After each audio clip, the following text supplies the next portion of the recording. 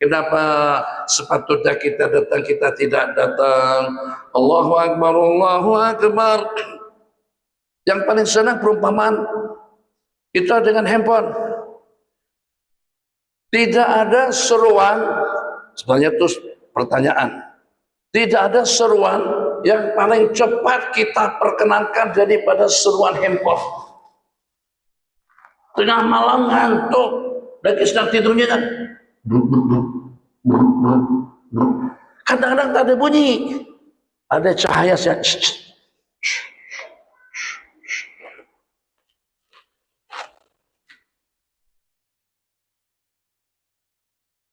adzan berkumandang dengan sound system yang bagus, dengan lantunan takbir berkali-kali. Allahu